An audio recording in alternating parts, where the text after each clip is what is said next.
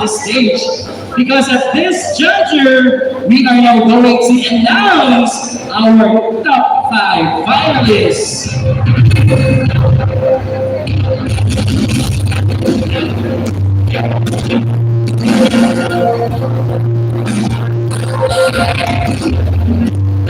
We would like to acknowledge the presence of our municipal officials, the local government unit of Libon, led by Honorable Wilfredo Das D. Manamilla.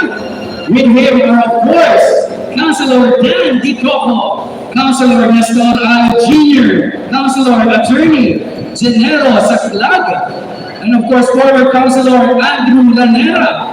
Kasama rin po natin ang Municipal Assessor Sir Dean Olivares, and of course our SK Federated President Iya Olivet. Thank you very much. Again, ladies, please join me here Priya, thank on you the so stage. much.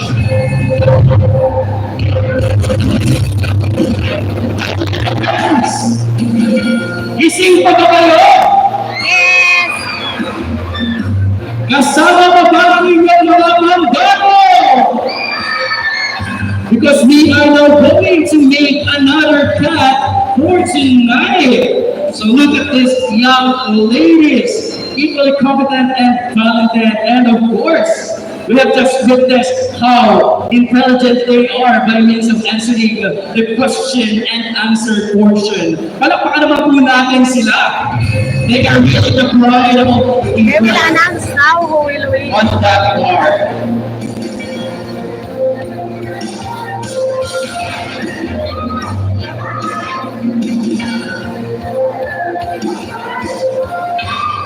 And now, let us announce our top 5. Our first finalist is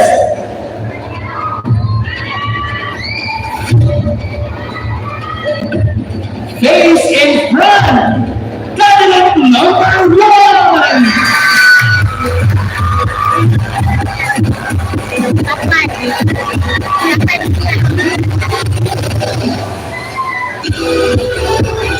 You are also in candidate number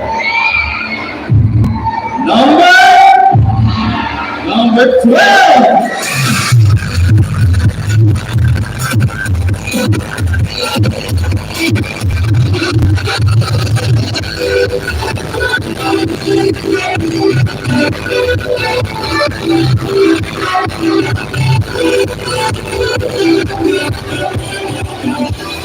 Walk right now because you are also in candidate number 9. Royal Prince, thank you so much, Royal Prince. Sophia, thank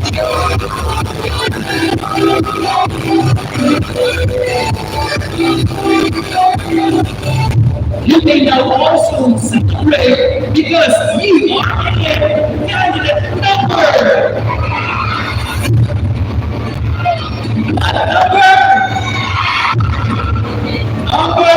13.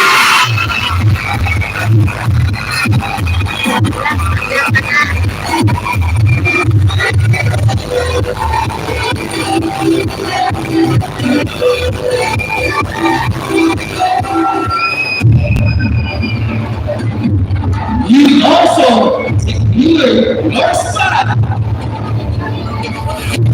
Candidate Congratulations, candidate number 10.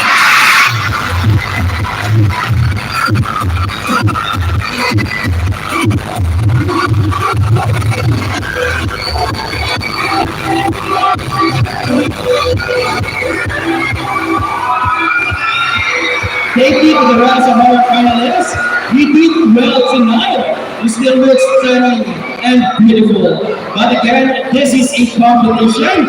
Once again, ladies and gentlemen, our top 5 finalists.